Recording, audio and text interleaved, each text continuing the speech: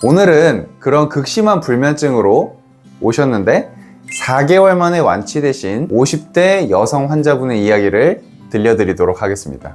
증상은 분명히 있는데 검사에서는 이상이 없다고 하니까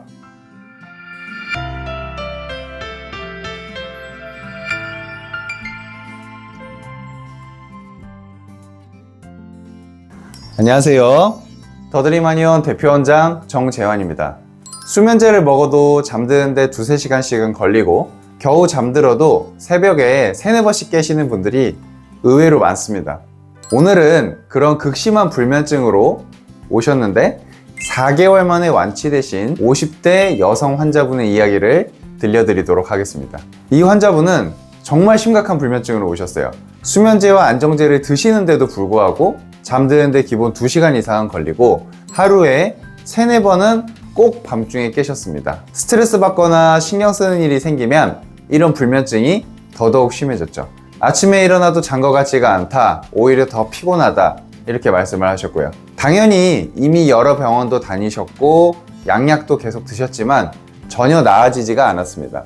하지만 저희 한의원에서 한약 치료를 시작하고 시간은 좀 걸렸지만 4개월 후에는 불면증이 완벽하게 사라지셨습니다. 다른 증상들도 함께 좋아졌고요. 지금은 약 없이도 아주 편하게 주무시고 계신다고 이렇게 연락이 오고 있습니다. 그렇다면 이분의 불면증의 원인은 뭐였을까요?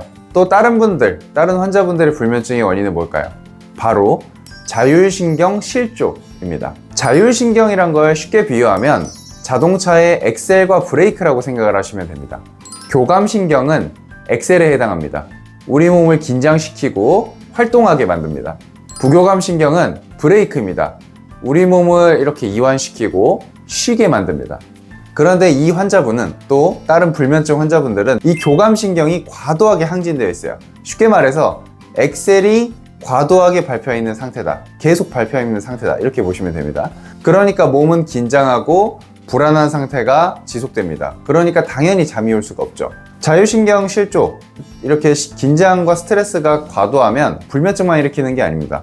가슴 두근거림, 가슴 답답함, 얼굴이나 머리로 열이 오르는 상열감, 그리고 소화불량, 또 과민성 대장증후군, 이런 증상들이 함께 나타날 수 있습니다. 좀 전에 말씀드린 환자분도 이런 굉장히 복잡한 증상들이 같이 나타나고 있었습니다. 그런데 이 환자분은 이미 여러 병원에 다니셨는데도 왜 치료받아도 낫지 않았을까요?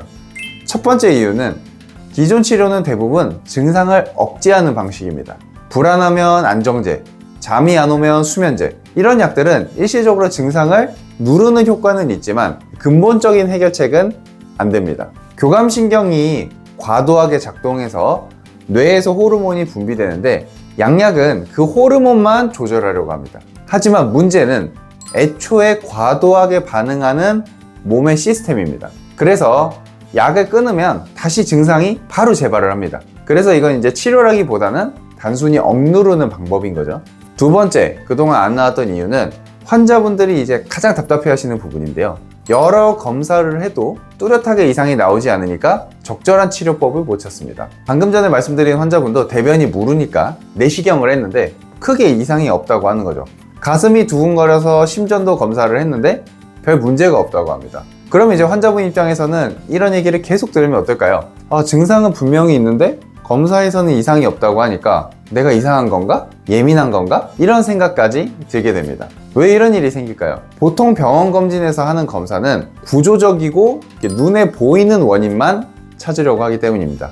위에 궤양이 있나, 심장에 혈관이 막혔나, 이런 걸 보는 거죠. 하지만 자율신경 실조는 기능적인 문제입니다. 장기의 구조는 정상인데 그 장기가 제대로 작동을 안 하는 거예요. 그래서 기능적인 부분을 찾는 검사가 반드시 필요합니다. 그래서 저희 한의원에서는 바로 이 기능적인 문제를 찾아냅니다. 여러 검사를 하지만 특히 3가지가 핵심입니다. 첫 번째, 자율신경과 뇌파 검사입니다. 환자분의 교감신경과 부교감신경, 즉 자율신경의 균형이 어떤지, 또 뇌파는 어떤 상태인지 객관적으로 측정합니다. 구조가 아니라 기능을 보는 겁니다. 자, 두 번째, 혈액순환 검사입니다. 몸의 전체적인 순환 상태를 파악해서 어느 부분에 문제가 있는지 확인합니다. 보통 자율신경실조로 오신 분들은 뇌 쪽으로 혈액 공급이 상당히 부족합니다. 세 번째, 그리고 가장 중요한 건데요. 바로 저와의 또 한의사와의 상담입니다. 한의원에서도 이제 기능적인 검사를 한다고 말씀을 드렸는데 이 기능적인 검사 결과와 환자분의 증상을 잘 매치해서 해석하는 과정이 바로 상담입니다. 단순히 환자분들의 이야기를 들어드리는 것을 넘어서 검사 결과와 환자분의 증상을 정확하게 연결하고 해석해야만 환자분의 이 불면증을 또 자율신경 실조증을 제대로 치료할 수가 있습니다. 이게 안 되면은 누구한테나 똑같은 천편일률적인 치료를 하게 됩니다. 예를 들어서 10명의 불면증 환자가 오면 또 똑같이 10명한테 똑같이 수면제, 안정제 처방하는 거죠. 그런데 사람 몸은 그렇지가 않거든요. 기계가 아니라서 이 환자, 저 환자, 여러 환자가 불면증으로 와도 모든 환자들에게 치료가 다르게 들어갑니다. 그렇게 해야만 제대로 나을 수가 있습니다.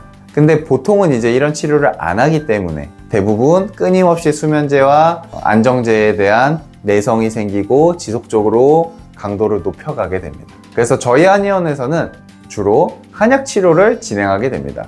한약은 단순히 증상을 억누르는 게 아니라 과도하게 반응하는 자율신경, 이 체계, 이 시스템을 조절합니다. 몸의 균형을 회복시키는 거죠. 여기에 침치료를 일주일에 1회에서 2회 정도 병행하시면 더욱 좋습니다. 보통 이런 치료는 한 3개월에서 6개월 정도는 꼭 필요합니다. 근본적인 치료가 필요하기 때문에 치료 후에는 약이 없어도 건강한 생활을 하실 수가 있습니다. 불면증, 가슴 두근거림, 소화불량, 병원에서 여러 검사를 해도 이상 없다는 말만 듣고 계신가요? 아마 많이 답답하실 겁니다. 그렇다면 구조가 아니라 기능을 봐야 합니다. 바로 자율신경 실조 때문일 수 있습니다. 약을 먹어도 계속 재발한다면 이제는 근본적인 치료가 필요합니다. 저희 더드림한의원에서는 정확한 상담과 검사를 통해 여러분의 몸을 제대로 진단하고 맞춤 치료를 진행합니다. 혹시 내원을 원하신다면 링크나 전화번호를 참고하셔서 연락 부탁드립니다. 구독과 좋아요도 부탁드리겠습니다. 감사합니다.